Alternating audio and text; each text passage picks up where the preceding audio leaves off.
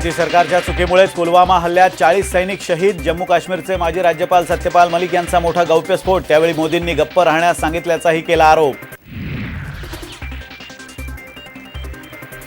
जुन्या पुणे मुंबई महामार्गावर बस दरीत कोसळून 13 जणांचा मृत्यू। मृतांच्या कुटुंबियांना 5 लाखांची मदत। मुख्यमंत्र्यांनी घेतली अपघातातील जखमींची भेट।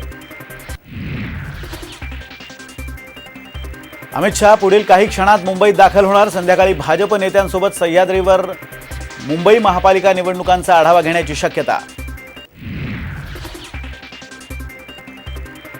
आप्पासाहेब धर्माधिकारी यांना उद्या अमित शहांच्या हस्ते महाराष्ट्र भूषण पुरस्कार। खारघरमधील सेंट्रल पार्कमध्ये होणार सोहळा।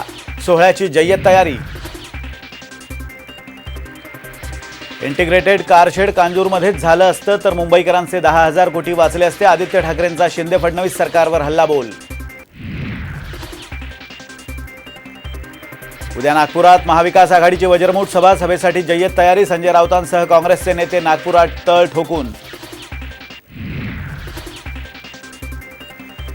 आधी आभाळ बघायचं आणि मग नांगरायचं। भाजपमध्ये प्रवेशाच्या चर्चांवर अमोल कोल्हेंचं सूचक विधान।